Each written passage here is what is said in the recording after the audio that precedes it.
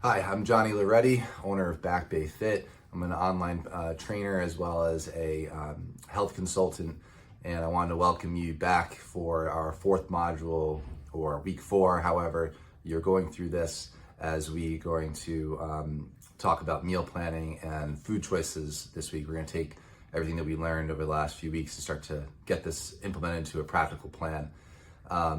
Effective meal planning involves organizing your meals and snacks in advance and to help you ensure access to healthy and balanced options throughout your day and your week.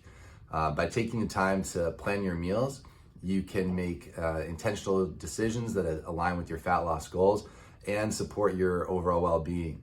Additionally, we'll delve into the importance of making informed food choices, understanding the nutritional values of foods, deciphering food labels, and finally incorporating nutrient-dense options into your meals. Throughout this module, we will provide practical strategies, tips, and resources to help you successfully plan your meals and make wise food choices, optimizing your nutrition for fat loss and enhancing your overall health. So let's go ahead, let's get ready for an insightful journey of discovering delicious, nourishing food options that will support your fat loss goals and contribute to your well-being. And with that, we'll move into the first section, which is creating an actual meal plan. Designing a meal plan is a fundamental aspect of successful fat loss, of course. So by strategically optimizing your meals and snacks, you can ensure that you're providing your body with the right balance of nutrients while staying within your calorie goals. When creating a meal plan, it's important to consider your individual preferences, any dietary restrictions that you may have, and lifestyle factors to develop a sustainable approach which is unique to you. You want to start by identifying your calorie needs, as we had previously talked about, and assess and develop your macronutrient targets based upon your goals. So we provided a way to do this previously. You could also do this under the consultation of a nutritional professional, and there are a number of online calculators. Next, you'll want to determine the number of meals and snacks you prefer to have throughout the day, and then from there, allocate the total number of calories that you have throughout those meals accordingly. Consider including a variety of protein sources such as lean meats that we mentioned before, fish, tofu if you want a plant-based option, or legumes, as well as complex carbohydrates, as we had mentioned in the previous section. Incorporate healthy fats, of course, as always, avocados, nuts, and seeds. Once you have outlined your macronutrient targets, you'll want to create a list of nutrient-dense foods, specific foods that fall within these categories that you enjoy.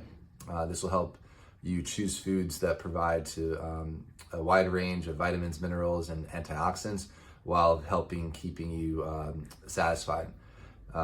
You'll want to consider including a variety of different colors and textures and flavors to make your meals enjoyable, as well as get a number of a wide variety of micronutrients. As you plan, be mindful of your portion sizes and calorie content to ensure that your meals align with your goals. With a well-designed plan, you can fuel your body with the necessary nutrients and manage your calorie intake effectively and create a sustainable approach to fat loss, not only in the short term, but also the long term. So our next section will be talking about specific food selection. When it comes to fat loss, making informed choices is essential when it comes to food. By selecting nutrient-dense foods and focusing on quality over the quantity, you can optimize your nutrition and support your goals. Food selection involves identifying and incorporating ideally whole and unprocessed foods to provide a wide range of essential nutrients, while minimizing the intake of highly processed and calorie-dense options that often come in wrappers, especially in the middle part of the grocery store. To make healthier food choices, prioritize, as we previously mentioned, fruits, vegetables. If you decide to eat grains, whole grains, lean protein, healthy fats, Whole grains such as quinoa, farro, barley, rice, and oats are in varying degrees rich in fiber, vitamins, and minerals. Incorporating a variety of colorful fruits and vegetables provides an array of antioxidants and phytonutrients. Choose lean sources of protein, such as chicken, turkey, fish, different cuts of beef or wild game, then of course tofu or legumes to support muscle preservation and satiety. Finally, as we've mentioned before, include those healthy fats that we've previously mentioned. It's important to be mindful of food labels and ingredients when you're selecting packaged foods. Ideally, we try to minimize these options. You're going to want to avoid products that are high in added sugars, unhealthy fats, and artificial additives. Instead, focus on the whole food options that we previously mentioned or minimally processed alternatives. By being aware of the nutritional value of the foods you choose and aiming for a balanced and varied diet, you can make positive changes to support your fat loss goals and your overall health. And now we're going to talk about the third section, which is smart grocery shopping. How do we actually go and select these foods? So section 3, we're going to be talking about managing your way around the grocery store, different aisles. So one of the keys to successful fat loss is to make smart choices while you're shopping. By adopting strategies that promote healthier food options, you can set yourself up for success in achieving your fat loss goals. Like I mentioned, one of the best approaches is to shop on the outside of the grocery store. This is where you're going to generally find your fresh produce, your lean proteins, your fish markets, the dairy products, and these are essential components of a nutritious diet. Towards the interior of the store, you have your packaged goods, which in moderation are great and delicious, but a majority of what we want to be shopping for is stuff on the perimeter of the store. Just before you even go to the store, start by preparing a grocery list. This will help you stay focused and avoid any sort of impulsive purchases of unhealthy foods. As we mentioned before, prioritize whole foods, such as those fruits, those vegetables, those lean meats.